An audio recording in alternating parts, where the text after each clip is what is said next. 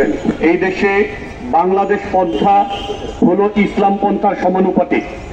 এই দেশে বাংলাদেশ পন্থা হলো ইসলাম পন্থার সমানুপাতিক।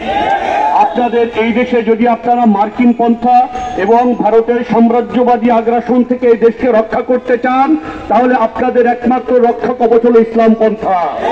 এই দেশে একমাত্র ইসলামপন্থীরা ছাড়া বাকি সকলেই হয় ইঙ্গো মার্কিন সাম্রাজ্যের দালাল, অথবা ভারতের দালাল, অথবা তাদের উভয়ের যুগপৎ দালাল। আপনাদেরকে যদি এই দেশ রক্ষা করতে হয়, এই দেশের সভ্যতা, সংস্কৃতি, কৃষ্টি, কালচার রক্ষা করতে হয়, আপনাদের একমাত্র রক্ষা কবচ হলো ইসলাম। এই ফারাবির কথা আজকে উঠেছে। আপনার চিটাগং বিশ্ববিদ্যালয়ে ছাত্রদের বেতন বৃদ্ধির আন্দোলনে ফারাবি অংশগ্রহণ করেছিল। 24 জন ছাত্রের সাথে ফারাবি তখনও গ্রেফতার হয়েছিল। এই ফারাবি যে লেখা লিখেছে তা ইসলামের পক্ষে, আল্লাহ এবং তার রসুলের পক্ষে এবং আমাদের সকলের পক্ষে।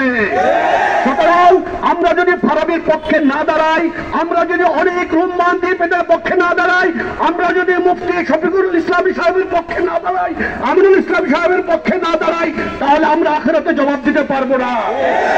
আমি চট্টগ্রাম বিশ্ববিদ্যালয়ের ছাত্র শিক্ষক সকলকে বলতে চাই, আপনারা যদি আপনাদের বিশ্ববিদ্যালয়ের ছাত্রদের প্রতি, আলমদের প্রতি বিন্দু মাত্র হক দাবি করেন, তাহলে এটা আপনাদের নৈতিক দায়িত্ব। আপনাদের একজন ছাত্র বিনা বিচারে এই দেশে এক যুগের পর্যন্ত সময় জেলে আছে, আপনারা কোনো কথা বলছেন না। আমি চট্টগ্রাম বিশ্ববিদ্যালয়ের প্রত্যেকটি ছাত্র এবং প্রত্যেক শিক্ষকের প্রতি আহ্বান জানাই, আপনারা আপনাদের ছাত্রের মুক্তির দাবিতে প্রতিরোধ আন্দোলন করে তুলুন, শিক্ষা কার্যক্রম বন্ধ ঘোষণা করুন। আমি নটরডেম কলেজের ছাত্রদের প্রতি আহ্বান জানাই, শাফিউর রহমান ফারাবি নটরডেম কলেজে একজন কৃতি শিক্ষার্থী ছিলেন। আপনাদের ছাত্র এলাকায় আপনাদের সহপাঠী আজকে জেলে বিনা বিচারে আপনারা আন্দোলন করে তুলুন। আর যদি আপনারা আন্দোলন করে তুলুন, আমরা সকলে মিলে ইনশাআল্লাহ আন্দোলন করে তুলবো, এদেরকে মুক্ত না করে ছাড়বো না ইনশাআল্লাহ। আসসালামু আলাইকুম ওয়া রাহমাতুল্লাহ।